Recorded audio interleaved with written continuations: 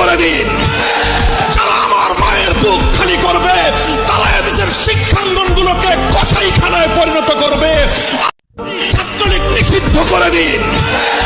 যারা আমার মায়ের বুক খালি করবে